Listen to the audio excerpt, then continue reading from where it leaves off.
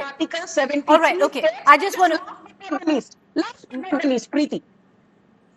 One thing, forget Article 73, Article 13.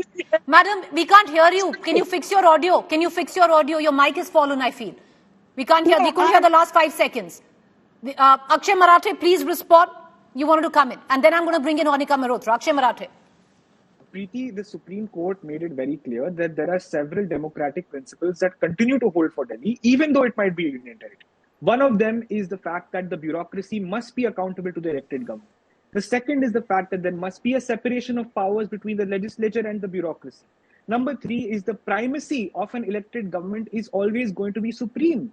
So all of these principles have been affirmed by the Supreme Court, and all that the Supreme Court said is that the parliament is free to legislate on subjects that it wants to, but it cannot be violative of the constitution itself. The parliament has a right to pass a law about Delhi. But if the law says that Delhi does not remain a democracy anymore, that is really going against the wishes of the Constitution of India. How can we have a situation where the parliament suspends our democracy, our federal structure, our basic structure of the Constitution just because they have a brute majority? Then what is the point of having a constitution? What is the point of having a Supreme Court? Let Mr. Modi declare himself the dictator of India and let him do whatever he wants. Then what's the farce of holding an election in Delhi where Delhi's people have given Arvind Kejriwal 62 out of 70 seats?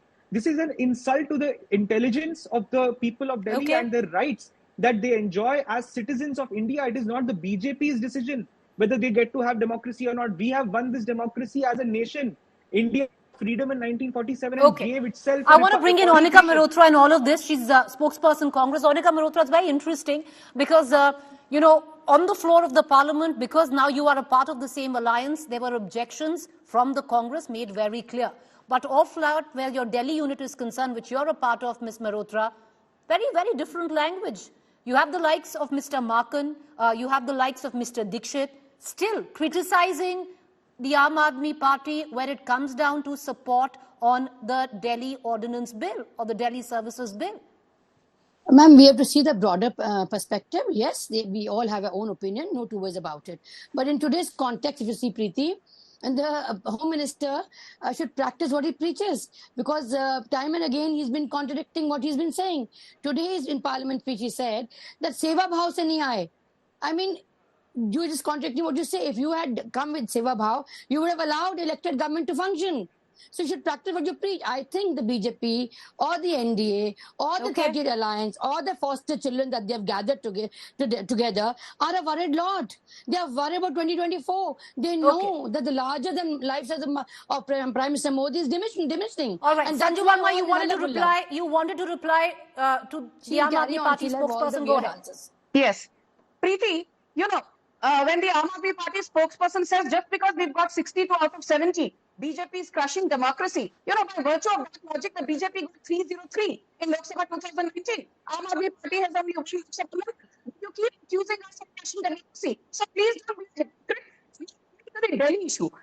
This to say, Preeti, 16, when Delhi was reeling under dengue, we had Arvind Kejriwal, who was busy getting himself a treatment for his throat infection at the Jindal Clinic in Bengaluru. In 2020 and 21, at the peak of COVID second wave, Arvind Kejriwal says, "Mujhse na ho paega." Thank God Prime Minister Modi and Amit Shah stepped in and saved Delhiites from their cup of woe. Then in 2023, very recently, when Delhi was reeling under flood, Arvind Kejriwal said, "Mujhse na ho paega." He laid the entire blame on the water from Hasni Kund Barat. And again, it was Amit Shah, Prime Minister Modi, the NDRF and the army which came to the rescue of Delhiites. My last point is 10 seconds, madam.